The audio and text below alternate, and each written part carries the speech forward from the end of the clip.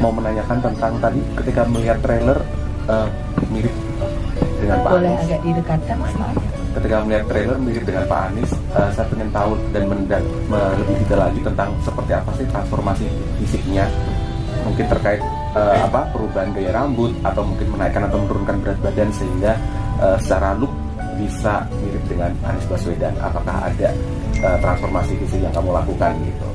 Terus yang kedua buat Kak Tisa, mengingat ini kisah cinta tadi dikatakan cenderung adem ayem dan soft spoken, sementara untuk sebuah naskah film kan pasti harus memperhatikan dramaturgi dan ada percikan-percikan konfliknya. Nah, seperti apa Kak Tisa menyiasati agar kisah cinta di Senyum Manis ini tetap punya puncak-puncak konfliknya sehingga penonton juga ketika menonton ikut terbawa. Terima kasih.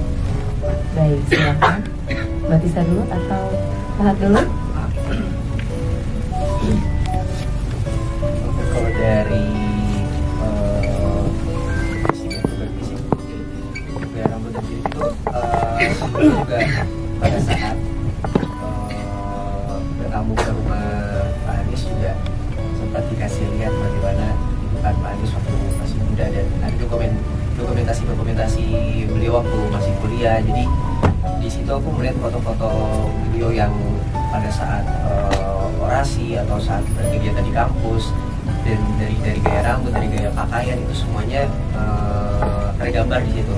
Sedangkan untuk visualisasi dalam pergerakan dan lain itu, aku lebih melihat itu menggambarkan situasi pada saat foto itu terambil gitu, dengan ekspresi yang dia keluarkan pada saat itu. Ada juga dimana pada saat dia melakukan orasi pada saat kuliah, dan ya aku spesifik ada juga di film ini dimana aku juga harus menyuarakan orasi, dan disitulah momen dimana timing yang aku lihat pada saat di foto tersebut, bagaimana ekspresi dia untuk menyampaikan orasi tersebut, dan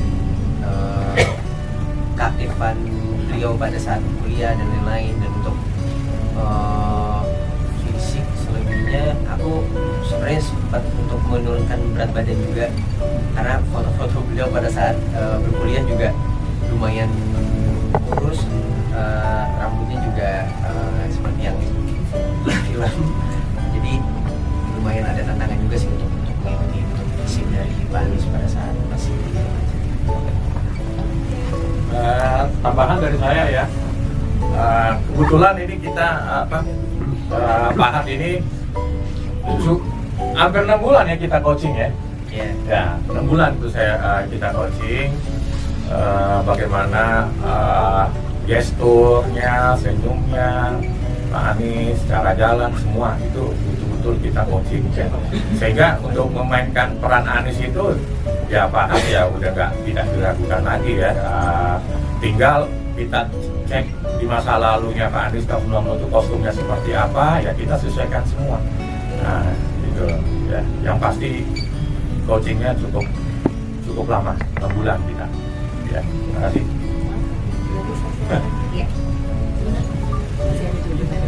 Baik, makasih ya Mas tadi pertanyaannya. Itu sebenarnya pertanyaan yang cukup bagus dan pengen banget sharing itu juga, karena pasti di antara teman-teman yang nanti akan nonton juga akan banyak mungkin teman-teman sinias baru yang mungkin akan menemukan masalah yang sama dengan sebenarnya bukan masalah ya, lebih ke tantangan gitu kan.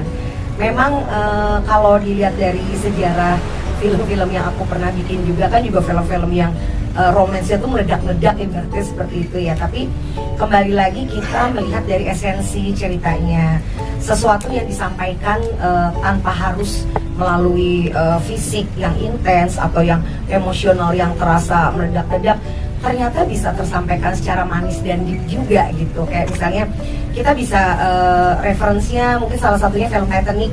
Ingat kan pada saat Jack pertama kali lihat Rose, dia tuh bahkan terpana gitu, dia bahkan nggak bisa berkata apa-apa, tapi dari gestur, dari ininya tuh kelihatan banget kalau wah ini orang yang biasanya bandel jadi playboy, dia kena nih gitu, ke jaring ibaratnya kayak gitu ya. Nah sebenarnya treatment semacam itu yang aku manfaatkan untuk mendevelop skripnya ini, dan diskusi juga sama Mas Roni kan. Jadi kayak Mas nanti ini kita bikin gini ya Mas, nanti kita bikin ini. Jadi pada saat Mas Roni membaca skrip itu, Mas Roni udah paham semua gitu, apa yang dituliskan di skrip itu Mas Roni udah punya bayangan secara visual gitu. Jadi memang ini adalah tantangan yang luar biasa besar gitu, terutama buat penulis yang selama ini notabene menuliskan drama-drama secara menggonggong ibaratnya biasanya menggambarkan bagaimana seorang tokoh mencintai secara brutal dan ugal-ugalan. Nah kali ini mencintainya sangat deep, tenang, tapi ternyata sesuatunya tuh berakhir ya itu tadi senyum manisnya itu gitu. Intinya gitu sih Mas. Makasih. Terima kasih Mbak Tisa, dan selanjutnya silahkan Mbak Yan. Film bukan media abal-abal. Oke, saya tahu ini film senyum manis, tentu sebuah film yang kembali ke masa setting tahun 70-an. Ya, jadi tentunya film ini 1990-an, 70 itu waktu saya lahir. Tahun 1990, jadi tentu saja kembali ke masa 35 tahun yang lalu. Dan ini tentu seperti tadi saya lihat di trailer ya, itu setting adegan awal bahwa senja akan indah bersama dengan siapa, itu lokasinya di mana. Saya ingin tahu karena ini akan kembali ke Jogja pada tahun 90. Di UGM pun sudah berubah sekali dengan kampus biru sekarang, dengan pada saat Mas Anies jadi mahasiswa di sana. Saya ingin tanya kepada saudara kita, ini lokasinya di mana saja, termasuk adegan awal tadi yang gedung-gedung pencakar langit itu di Jakarta atau bukan? Dan yang kedua, apakah Anies Baswedan pribadi menyumbang untuk budget pembuatan film ini yang tentunya tidak sedikit? Terima kasih.